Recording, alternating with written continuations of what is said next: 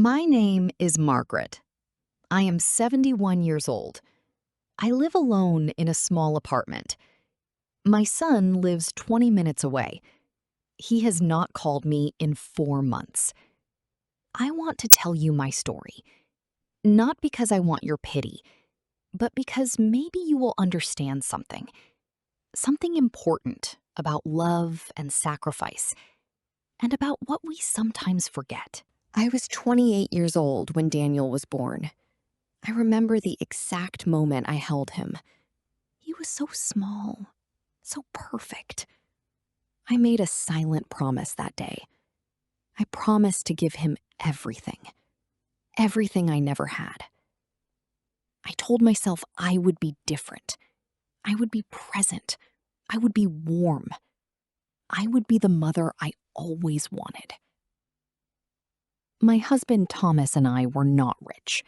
We lived in a small house. Thomas worked long hours at the factory.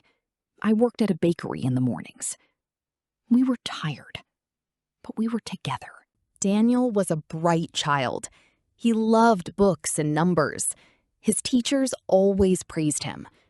Daniel is exceptional, they said, and I believed every word. When Daniel was 16, I made a decision. I sold my gold bracelet to pay for his private school. Thomas was quiet when I told him. "Are you sure?" he asked. "Yes," I said. "Daniel needs this." When Daniel got into university, I cried. I stood in the kitchen and cried like a child. Thomas held my hand and smiled. "All those early mornings at the bakery," he said softly. "Every single one was worth it," I told him. I worked extra hours to pay his university fees. I skipped vacations. I wore old clothes. I cut my hair at home to save money. I did not complain. Not once. Because watching Daniel grow was enough for me. Daniel graduated at the top of his class. He got a good job in the city. He met a woman named Priya.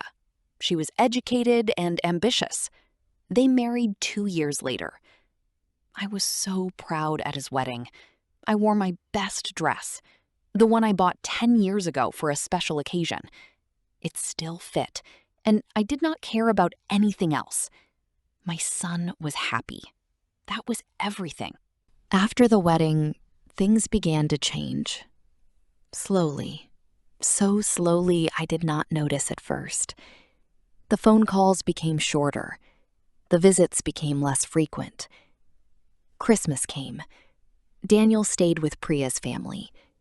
"They live further away," he explained. "It is easier for everyone." I said, "Of course, no problem." But I sat alone that Christmas, with the food I cooked for 2 people. Thomas passed away 3 years ago. A quiet illness that moved too fast.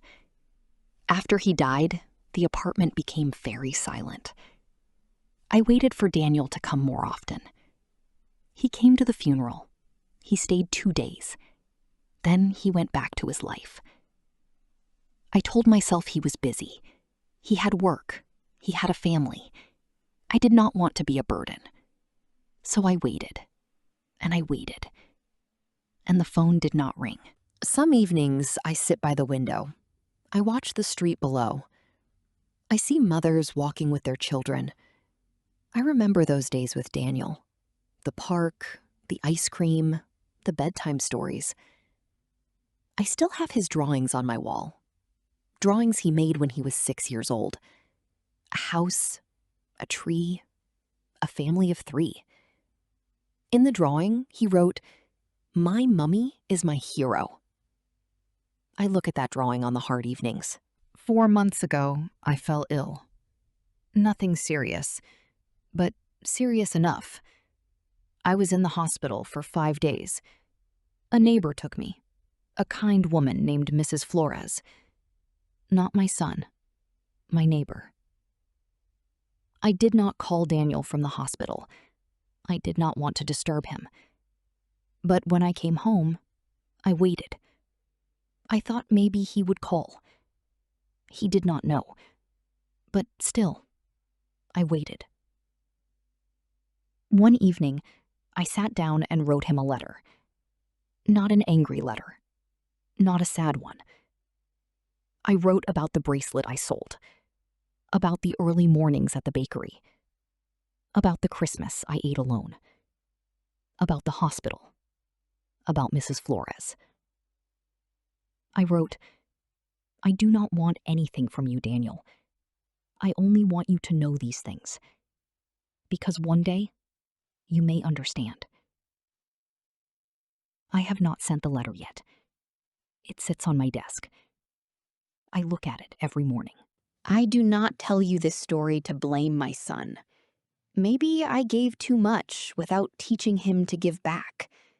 Maybe love without boundaries creates distance. I do not know the full answer. But I know this.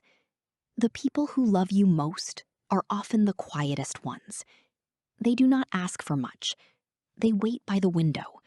They keep your drawings on the wall. If someone is waiting for your call today, please make it. Not tomorrow, today, before it is too late. My name is Margaret, and I am still waiting.